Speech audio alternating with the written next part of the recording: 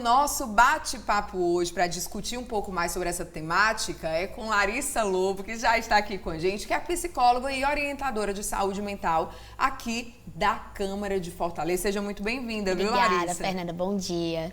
Ela estava, inclusive, me contando que já ela vai para um evento de abertura que acontece aqui na Câmara também, né? Sobre o Setembro Amarelo, não é isso, Larissa? Exato. A gente está com várias ações em setembro na Câmara, pensando não só em trazer essa questão da saúde mental, como para valorizar quem está aqui na casa também, né?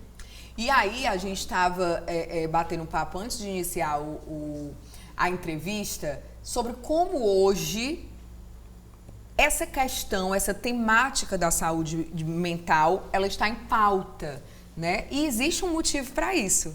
Temos muitas pessoas mentalmente adoecidas, não é isso, Larissa? Infelizmente, Fernanda, a saúde mental ainda é um tabu, apesar de ser muito falado, ainda é um tabu, mas a gente vê que tem muitas pessoas passando por essa questão e que bom que está em pauta agora, né? Que bom que a gente consegue entender. A gente estava até falando na nossa conversa, né, que hoje a questão da saúde mental não é palpável, não é como tirar aferir uma pressão, entender ali um exame. Então a gente ainda tem essa questão de não ser visível, de é besteira, é frescura, vai passar. Mas que bom que hoje a gente consegue olhar mais atentamente, entender sobre saúde mental. O difícil, talvez, para muitas pessoas é porque quando a gente está com uma questão de saúde mental, o corpo ele dá sinais. Mas aí as pessoas começam a investigar mais os sinais, resolver o sintoma, do que entender o que está causando aquilo. Exato. Né? E o corpo é muito inteligente, né? Tá tudo interligado. A Larissa vai poder explicar melhor pra gente o que acontece, por que a gente fala dessa questão de um problema de saúde mental e por que ela traz essas outras, a falta de ar, um ataque cardíaco, né? Essa ligação que tem entre a nossa cabeça, né, e o restante do corpo. Fernanda, e só um adentro, na verdade esses sinais nem sempre são visíveis, né, que também é outra questão.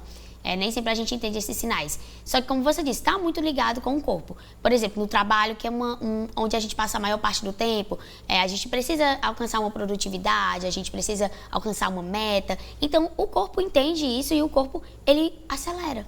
E hoje a gente vive em tempos muito acelerados. Então, o corpo, ele tenta seguir aquilo.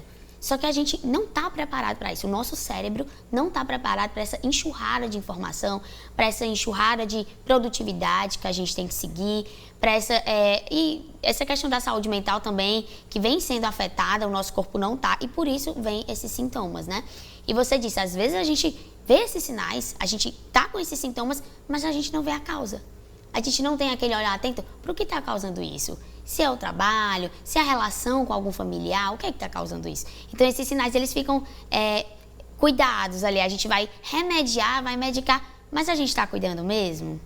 E aí, é tão importante a gente trazer esse tema, porque muitas vezes as pessoas acham, né, o tabu está em torno de quê? Se você fala que você está com um problema de saúde mental, você é louco, né?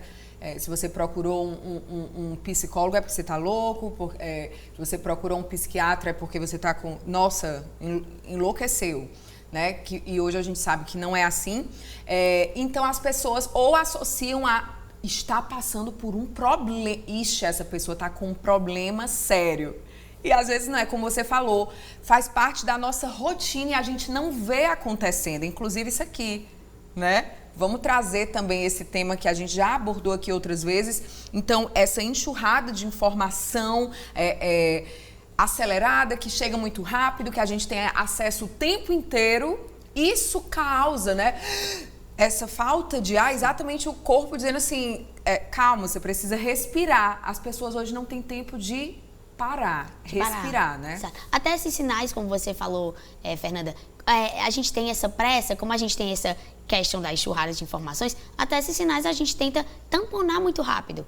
A gente, não, vamos tomar um remédio, vamos fazer alguma coisa, a gente tenta acabar com isso muito rápido. As coisas, a gente tem pressa demais hoje em dia. Então a gente não consegue cuidar realmente desses sintomas, cuidar do nosso corpo. E é muito cômodo falar de saúde mental da boca para fora, mas e o cuidar, e o olhar atento com a gente, né? Com a gente, com o outro, né? E como que a pessoa pode fazer essa reflexão, mudar, na verdade, né? Como que a gente, de fato, pode ter saúde mental, como a gente fala? Hoje, a gente pode dar algumas dicas. Claro que a gente tem tratamentos adequados, como você falou, não é questão de frescura, não é questão de estar louco, de estar passando por uma dificuldade. A gente tem o tratamento com psicoterápico, com psiquiatra. A psicoterapia, por exemplo, ela vem não só para a questão de entender ali as dificuldades, mas para a gente conseguir lidar com a nossa rotina, lidar com as adversidades do nosso dia, né? Mas a gente tem aquelas dicas principais que eu sempre dou aqui, mas e que parecem banais, né? Mas que são importantíssimas, Fernanda, como atividade física, regular o sono, fortalecer vínculos. Principalmente a gente aqui no Setembro Amarelo, hoje em dia a gente não fala só sobre a conscientização da prevenção do suicídio, né? A gente fala de valorização da vida. E essa valorização da vida vem muito sobre essas dicas, né? Do olhar atento, da escuta, de fortalecer esses vínculos.